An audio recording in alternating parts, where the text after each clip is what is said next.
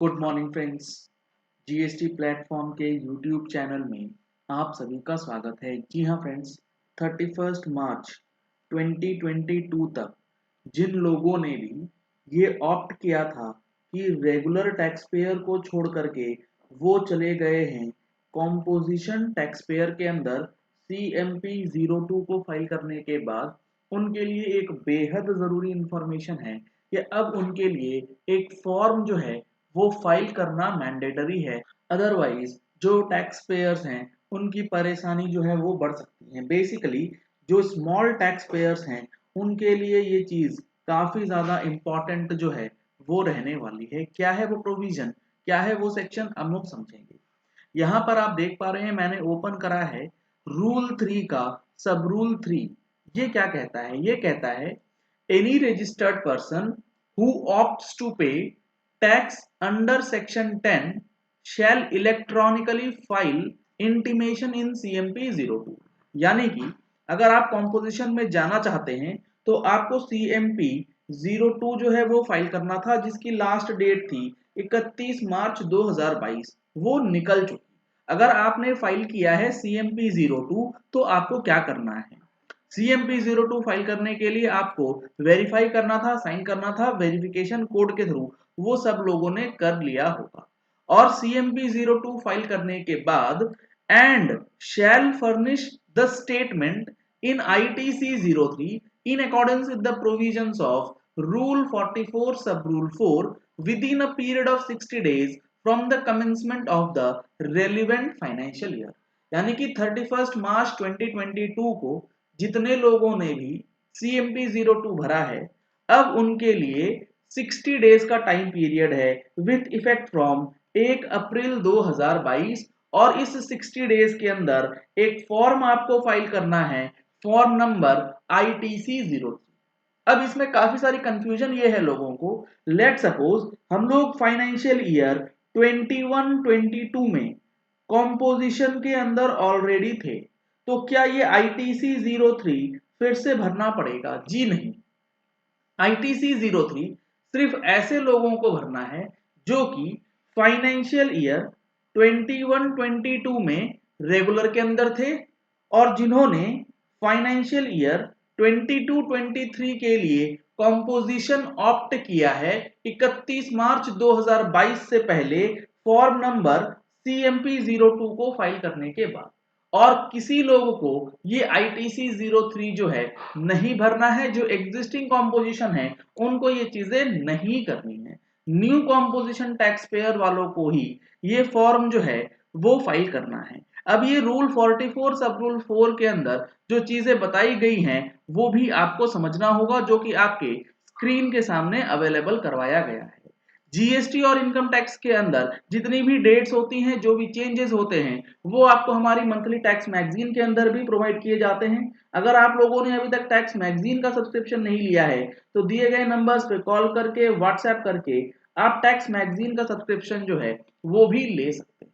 अब ये रूल 44 सब रूल 4 जो है वो कहता है where any registered person who has availed of input tax credit opts to pay tax under section 10। इसका क्या मतलब है? लेट सपोज आप फाइनेंशियल ईयर 21-22 में रेगुलर स्कीम में थे, तो अब आपने जब 31 मार्च 2022 को ये ऑप्ट कर लिया है कि अब आपको जाना है कॉम्पोजिशन में, तो विथ इफेक्ट फ्रॉम 1 अप्रैल 2022 जो आपके पास क्लोजिंग स्टॉक था, उस क्लोजिंग स्टॉक के ऊपर जो आप टैक्स पे करेंगे वो तो अब 1% पे करेंगे।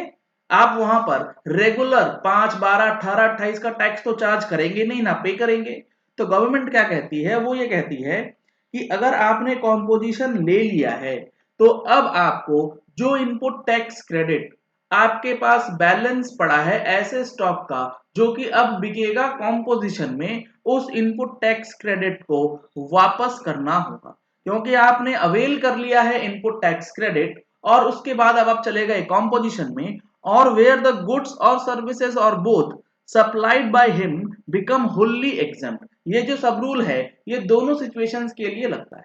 अगर आप चले गए रेगुलर से कॉम्पोजिशन में और आपके पास ITC पड़ा है, या फिर आपके पास कोई ऐसा प्रोडक्ट था जिसका आईटीसी आपने ले रखा है और वो सब्सिक्वेंटली हो गया एग्जेम्प्ट, जिस पे अब आउटपुट टैक्स नहीं बनना है, तब क्या करना है? He shall pay an amount by way of debit in the electronic credit ledger और electronic cash ledger equivalent to the credit of input tax in respect of inputs held in stock and inputs contained in semi finished or finished goods held in stock।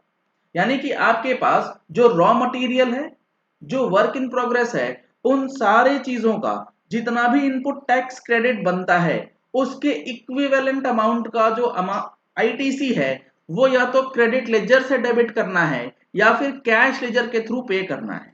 कहने का मतलब है कि आपके पास closing stock आ रहा है let suppose 20 lakh रुपए का, और इसके ऊपर जो आपको टैक्स एक्चुअली पे करना है वो लेट सपोज बनता है 1 लाख रुपए का, लेकिन आपके पास क्रेडिट लेजर में बैलेंस कितना है? बैलेंस है 80,000 रुपीज। तो आपको 80,000 रुपीज क्रेडिट लेजर से डेबिट करना है और 20,000 रुपीज जो है वो कैश लेजर के जरिए पे करना होगा आईटीसी 03 को फाइल करने के लिए। इसी तरीके से इनपुट्स और सेमी फिनिश्ड इनपुट्स के बाद कैपिटल गुड्स का जो है उसका भी इनपुट टैक्स क्रेडिट आपको रिड्यूस करना है अगर आप एक मैन्युफैक्चरर हैं, और वो कैपिटल गुड्स के लिए रिडक्शन करना है by such percentage points as may be prescribe, जो कि 5% पर क्वार्टर दिया गया है on the day immediately preceding the date of exercising of such option or as the case may be the date of such exemption। यानी कि यहाँ पर अब आपका इनपुट टैक्स क्रेडिट जो आपके लेजर में पड़ा है उसको आप रिवर्स करेंगे। अगर इक्विवेलेंट अमाउंट नहीं है तो कैश से पेमेंट करके आईटीसी 03 का जो फॉर्म है ये भरना मैंडेटरी है। एक सिचुएशन यहाँ पर ये भी आ सकती है कि लेट सपोज आपके पास क्लोजिंग स्टॉक है 5 लाख रुपए का, जिसके ऊपर आपकी टैक्स लाइबिलिटी बनती है 10,000 रुपए की, जो आईटीसी आपको रिवर्स करना है, लेकिन एक्चुअल लाइबिलिटी आपके क्रेडिट लेजर में है 12,000 रुपए। तो 12,000 रुपए में से 10,000 रुपए आपको कर देना है डेबिट, बाकी के जो 2,000 रुपए हैं वो आपके हो जाएंगे लैप्स, उसका आपको कुछ भी नहीं करना है। ये चीजें भी यहाँ लिखी गई है। After payment of such amount the balance of input tax credit if any lying in his electronic credit laser shall be. तो ये काफी इंपॉर्टेंट फॉर्म है, आईटीसी 03 भरना मत भूलिएगा अगर आपने कॉम्पोजिशन टैक्स पेयर का स्कीम जो है वो सिलेक्ट किया है 1 अप्रैल 2022 ऑनवर्ड्स।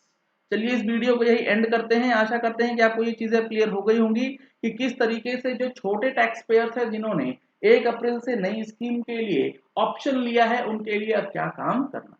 अगर आपने हमारे चैनल पे फर्स्ट टाइम ट्यून इन किया है तो चैनल को सब्सक्राइब करने के लिए नीचे दिया गया रेड कलर का सब्सक्राइब बटन प्रेस कर लीजिए, साथ में जो बेल आइकन है उसे प्रेस कर लीजिएगा ताकि वीडियोस की नोटिफिकेशंस आप तक रेगुलरली पहुंचती रहें।